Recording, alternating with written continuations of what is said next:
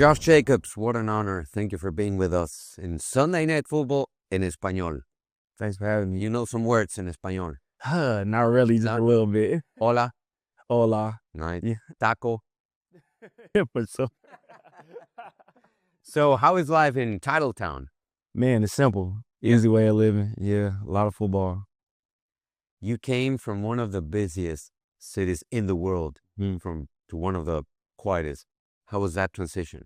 It's been good, man. You know, I feel like polar opposites. But you know, you come here and it's more really just about football. That's the main attraction thing here. You know, in Vegas, you can do a lot at any given moment. So that's the biggest difference. And this next Sunday, you're facing a top defender, Kenny Clark. Mm-hmm. So, and you know him very well. How are you expecting that? Man, I know he's gonna come out and play really good, you know, ball. He was playing really good before, you know, the trade happened here.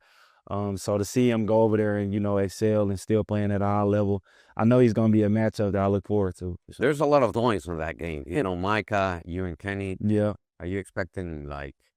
Yeah, I mean, I know he's gonna win some, but I always say, man, I like me in any situation. So we gonna see. Okay. I don't want to get into X's and O's. You have a very, very powerful story, and I know that Latino fans will love to know more about.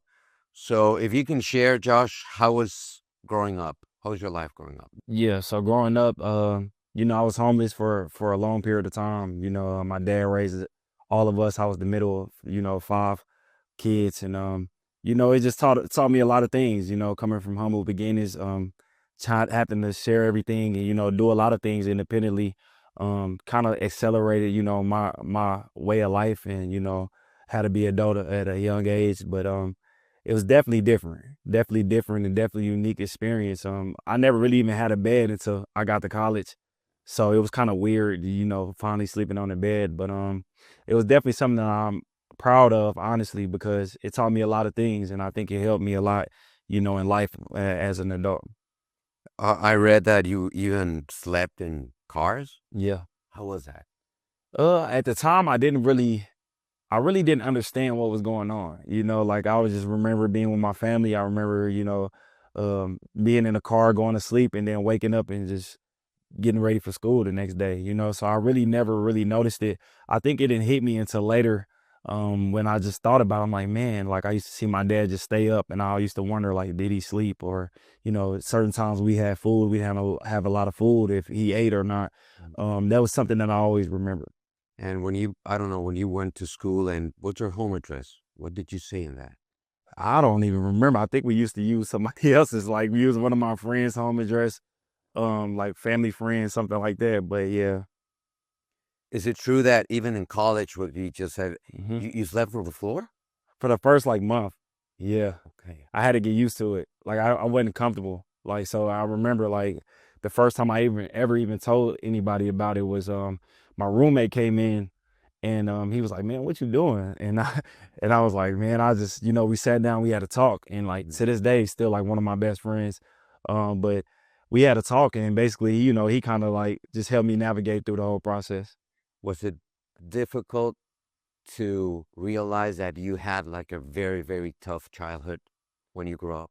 I didn't really understand. I wouldn't say I really felt that way growing up until I really got to college, and like I started, you know, experiencing, you know, different people and hearing other people's story, and then I started thinking back about mine, and I'm like, yeah, this wasn't regular what I went through. Mm-hmm. Would you say that football was your escape, your safe spot? Yeah, definitely an outlet. I feel like football, sports in general, like definitely an outlet, a place where I feel like I can get away from all the noise and, you know, everything really made sense. And it was always that way for me. Mm-hmm. How did being overlooked, even by college scouts, make you feel? At the time, I was angry because I really didn't understand it. You know, I scored high on my ACT, like my going into the summer, going into my junior year. I had good grades, and then I had all the numbers, like, you know, led every number category that I could have, you know, on offense for, you know, in the state. So I was like, man, I didn't really understand what was going on. I'm like, what did I do? You know, kind of questioning everything. But when it started to come in, it started to roll. that I saw an interview that you were mad because you were like seeing all these offers flying all Yeah. around, and you were saying, "And what about me?" Yeah. How did that process went for Alabama? Yeah. So at the time, Alabama, they came, and was crazy was the coach wasn't even really supposed to see me. He was in town to see, like he was passing through to see somebody else. And he said every school that he went to, they kept bringing my name up. They was like, "You ain't checked out this guy. What about this guy?" And I was actually in basketball practice when the running back coach, his name Burton Burns, he came in and he watched me play basketball. And he introduced himself. He's like, "Man, I'm not gonna be here long, like 5-10 minutes." He said, "I just wanted to check you out." I ended up practicing. He came 5-10 minutes. He left. Like 5 minutes later, he came back, and I ended up spending like an hour and a half with him. Okay. And he, from then on, he was like, "Man, you're the guy. Like, you're the guy that we want on the team." It was a lot of loopholes that was going on with Bama. When it came down to it, that's who I ended up choosing. Can we go back to the day when you got the call and Yeah. heard, "Hey, we want you"? Yeah, man, I remember National Signing Day. I got the call, and he was basically saying, like, "Man, what we gonna do? We got one spot left." He was like, "We want you to come." He was like, "What's your decision?" And ever since, like, I was in like 6th or 7th grade, Alabama was always my favorite team. And I used to tell people I was gonna go there, not even thinking that it was gonna be, a reality. And so when he told me that, I was like, it was a no-brainer for me where I was going. Did you cry? I didn't cry, but everybody around me was crying. So it kind of made me emotional, but I didn't cry. What makes you cry? What breaks you? I don't know. It's kind of tough. I would say like probably like when my son was born, things like that kind of like tear me up. Something going on like that, pretty much that's about it. Really, yeah, Okay, I'm gonna say a name, yeah, and you're gonna tell me what do you feel when you hear this name in your mind, in your heart, in your body. yeah. It's Marty Jacobs. Mm-hmm. What do you feel? I would say I feel happy, thankful, and just appreciative. Really, that's my dad. He did everything for me. I seen him sacrifice a lot for me. And it's crazy, raising 5 kids on your own, in an unfortunate situation and still, managing to do the best that you can for everyone. And everybody turned out good. Nobody's, doing anything. Everybody's doing everything positive right now in life. So, I think he did a good job. What happened in 2020 that made you like really, really happy? But what? 2020. What happened in 2020? A house? Oh, yeah, you're right. I forgot. I forgot about that. Yeah, so I bought him a house. Okay. First time. That was your big dream. That was that was the number one thing for me. And it was crazy because I actually did like a Super Bowl commercial. And right before that, we actually did it in my hometown. And so the end of the like commercial, the last day, I surprised him with the house. And man, it was major. To this day, like he don't have to worry about nothing. He stays in the house, don't have to worry about the bills or anything like that. And it's just like the family home. We have get-togethers and all of that over there. So it's been fun. That's the dream for every single son. Hey, dad, mom, you're retired today. Yeah. That should have been cool. Yeah, nah, that almost made me cry. That was tell me about the story on your tattoos. Yeah. How many do you have? Ooh, I ran out of space almost. All I have left is really like my right leg. Okay. Everything else is Are pretty you much. saving like a special spot? So all of my tattoos have meanings, and what I try to do is everything that's on the left side of my body. They say the left veins run directly to your heart. So the things that mean the most to me, like my family, this is my grandma. Okay. Like anything that means the most to me, I try to put on my left side, just symbolizing like love for real. Okay. But all of my tattoos have meaning. Some of them I drew. So that's pretty much the story. Okay. So that's your grandma. Yeah. She's from The Philippines. Philippines. Yeah. So my dad was born in the Philippines. Okay. Yeah. So he came to the US when he was like 3. And yeah, so my grandma, she barely spoke English for real. Okay. Yeah. Where are the shoes? You have like 1,000 shoes, Yeah. man. See, one thing that I've learned as I got older, I'd rather be comfortable. You saying you're Yeah, I feel like I'm getting older. I'm Leo Brenner.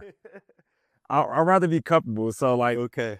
I rarely put on shoes. Like if I'm going somewhere, obviously where I gotta do something, I'm gonna put on shoes. But if I'm on a day-to-day, you won't catch me with shoes on. How did that start? Because I know you have like how many now? I'm probably at like 700 plus. Oh wow! Last time I counted was like 600, and that was probably like a year ago. And how did it start? Like, Well, or... I started in college.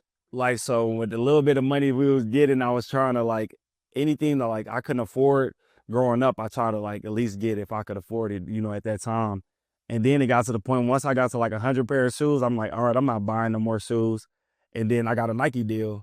So now like Nike, they just send me boxes of shoes to the house like every other month. I'm like, all right, well, I got all these shoes. We're celebrating the Hispanic Heritage Month. Mm-hmm. So I know the very special meaning that number 8 has on you. What's the meaning for you for number 8? Man, I feel like it means everything. You know, just growing up, it's the number I've had all my life. It's the number I just for some reason gravitated towards. And it's just a different type of meaning and feeling when I have that 8. Okay. I knew that story. So I was calling yesterday, the Thursday night football game in Miami. So I had to fly very early to get to the interview. But I made you a present because I know how important is number 8 for you. I was born and raised in Mexico.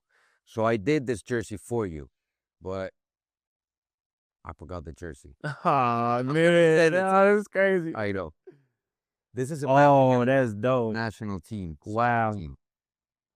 No, that's dope. Wow. I appreciate that. I'm going to send it to you. No, I'm really sorry.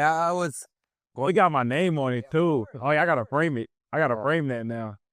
Oh, that's dope. Oh, man, I'm really sorry. I really wanted to. So now you're a Mexico fan. Hey, well, for sure. Okay, you're from Mexico. Let's do it. Okay, after the U.S.